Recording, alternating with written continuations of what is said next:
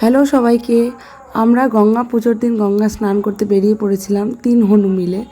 আর আমাদের বাজারে আরও কিছু টুকটাক কাজ ছিল, তো সেইগুলোর জন্যই আরও এসেছিলাম। আর তোমরা তো জানোই প্রত্যেক বছর গঙ্গা পুজোর দিন মানে ফাটা গরম পড়বেই, রোদ গরম, যাতে এমনি ইচ্ছা করে স্নান করার জন্য। আর এই যেখানে কী যে বলছিল ওরাই জানে। তারপরে আমি একটু ব্যাগের দোকানে ঢুকেছিলাম একটা ব্যাগ কেনার জন্য।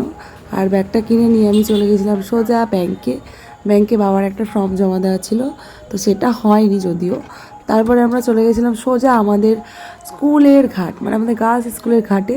তো সেখানে গিয়ে দেখেছি আশ্রমে কিছু একটা হচ্ছে। আর তারপর আমরা বাবাকে নমস্কার করে দেখি যে গঙ্গায় লোকজন ভরপুর, মানে আনন্দে স্নান করছে, আনন্দে। হ্যাঁ, সত্যি গরমের দিনে গঙ্গা স্নানের ব্যাপারটাই আলাদা, মজাই আলাদা।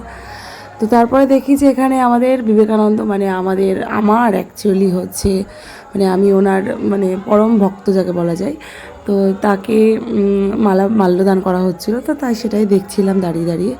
আর তারপরে দেখি আমাদের এই যে মা গঙ্গা মায়ের পুজো হয়েছিল, মানে অপূর্ব সাজটা হয়েছে ঠাকুরের, খুবই সুন্দর। আর তারপরে আমরা চলে যাই গঙ্গা স্নান করতে। আর এখানে গিয়ে আমার ভাইকে আমি টেনে ছিঁচড়ে স্নান করাতে চাইছিলাম, কিন্তু ও তো আমার কাছে করবে না স্নান। আর ওই করতে গিয়ে আমি দাঁড়িয়ে করে মানে খেয়েছি আছাড়, আর তারপর এখন আমার পেছনেও ব্যথা। তো যাই হোক, তো তারপরে আমরা একে একে স্নান করে নিয়েছিলাম আমি আর বোন মিলে। আর ভাইকে তাড়াতাড়ি করে স্নান করে উঠেছিলাম, কারণ ও তো আবার মানে স্নান করতে গেলে ও উঠতে চায় না, তো তাই ওই কারণে ওকে তাড়াতাড়ি করে উঠে দিয়েছিলাম। আর তারপরে আমি আর বোন মিলে স্নান করছিলাম। আর ওকে বললাম তুই ভিডিওটা কর, কারণ তুই উঠে গেছিস। তারপর দেখি যে এখানে ওই আশ্রমে যেহেতু মাল্যদান হয়েছিল, তো খিচুড়ি দেওয়া হচ্ছিলো। তো তারপরে আমরা আনন্দ করে খিচুড়িটা খাই এবং তারপর বাড়ি চলে আসি। এটা